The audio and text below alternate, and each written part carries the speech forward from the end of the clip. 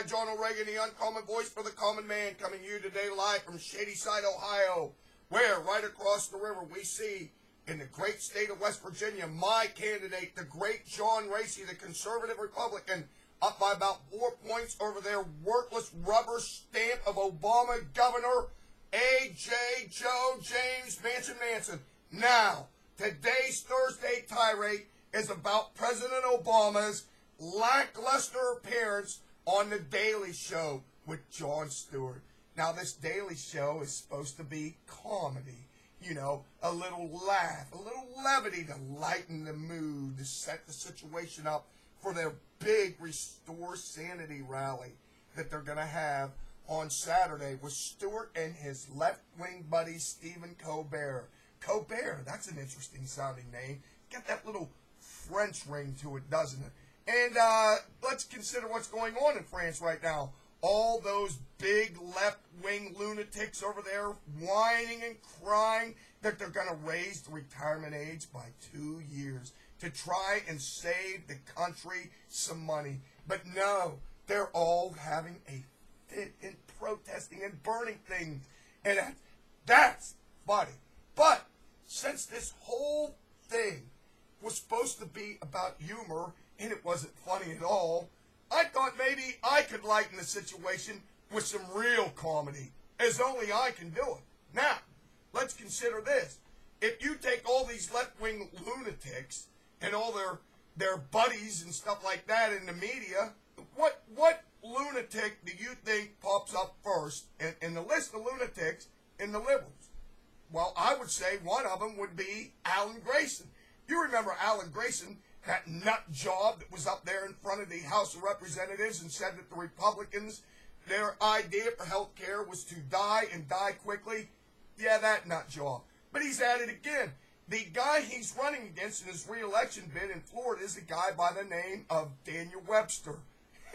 Of all things. That's funny too, Daniel Webster. Now, this idiot called Daniel Webster Taliban Dan. Now, why would you ever call anybody that you're running against or associate them with the Taliban? You know why? Because Grayson is a moron. That's why. So, what did they do? He's in trouble down there. So they decided the best thing to do would be to send our hero, Joe Badmouth Biden, to try and save this guy. That's right. So you got one lunatic in Grayson that's going to have to be bailed out by another lunatic in Biden. But with that being said, I will provide some comic relief to this situation, and here it is. This is my top 10 list, as only I can do it. And as always, I dedicate this top 10 list to David Letterman, who, in about 4 days from now, is going to find himself in a padded room right next to Grayson. That's funny. The top 10 reasons why Joe Biden stumped for Alan Grayson in Florida. Number 10, Biden had to assure Grayson that don't ask, don't tell. This doesn't apply to Marine land. Number 9, Biden thinks the beer nuts in Florida taste better than beer nuts in D.C. Number 8, Obama put Biden in charge of Chads and Dimples. Number 7, Obama thought it would be a good idea to send Biden to Florida once Biden told him that the Miami-Dade ground game was headed up by Ricky Williams. Number 6, Biden had to get down to Florida once it was leaked that NBC was planning on using Air Force Two in an upcoming episode of The Event. Number 5, Biden always gets a warm and fuzzy feeling anytime he's that close to Fidel Castro. Number 4, Biden was on the first plane out of D.C. once it was thought that Webster may have said this, quote, God grants liberty only to those who love it and are always ready to guard and defend it, end quote. Number 3, Biden had to fly down to Florida once he received a phone call from Hillary Clinton that Webster may be in secret negotiations with the Karzai government.